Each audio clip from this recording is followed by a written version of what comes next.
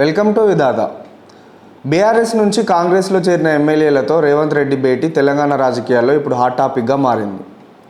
రాత్రికి రాత్రే బీఆర్ఎస్ నుంచి కాంగ్రెస్లోకి వచ్చిన శాసనసభ్యులతో బాన్స్వాడ ఎమ్మెల్యే పోచారం శ్రీనివాస్ రెడ్డి ఇంట్లో 3 గంటల పాటు డిన్నర్ మీట్లో సీఎం రేవంత్ రెడ్డి, పార్టీ మారిన ఎమ్మెల్యేలు, ఎమ్మెల్సీలతో భేటీ అయ్యారు.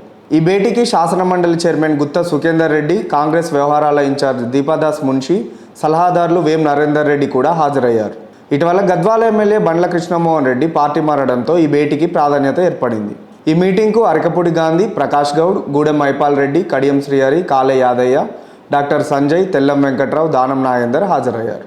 కాంగ్రెస్లోనే కొనసాగితే మంచి భవిష్యత్తు ఉంటుందని, అందరికీ ప్రాధాన్యం ఇస్తామని సీఎం రేవంత్ రెడ్డి వారికి భరోసా ఇచ్చినట్లు తెలుస్తుంది. కృష్ణమోహన్ రెడ్డి కాంగ్రెస్లోకి వచ్చినట్లే వచ్చి తిరిగి గులాబీ జెండా ఎత్తుకోవడంతో ఒక్కసారిగా కాంగ్రెస్ శ్రేణులందరూ షాక్ అయ్యారు. స్థానిక నేతలతో పడకపోవడంతోనే తిరిగి బీఆర్ఎస్ వైపు వెళ్లారని పలువురు చర్చించుకుంటున్నారు. పాత పరిచయాలతో తెల్లం వెంకట్రావును బీఆర్ఎస్ ఎల్పీలోకి తీసుకెళ్లారు బీఆర్ఎస్ ఎమ్మెల్యేలు.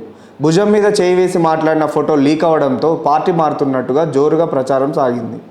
ఈ నేపథ్యంలో భేటీకి హాజరైన భద్రాచలం ఎమ్మెల్యే కాంగ్రెస్లోనే కొనసాగుతానని స్పష్టం చేశారు.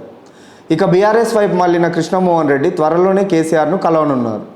దీంతో రాష్ట్ర రాజకీయాల్లో ఎప్పుడు ఏం జరుగుతుందోనన్న చర్చ మొదలైంది. రాబోయే రోజుల్లో తెలంగాణ పాలిటిక్స్ ఏ వైపు యూటర్న్ తీసుకుంటాయోననే చర్చ జోరుగా సాగుతుంది. మరిన్ని పొలిటికల్ అప్డేట్స్, ఎనాలిసిస్ల కోసం like, share and subscribe Vidhatha media.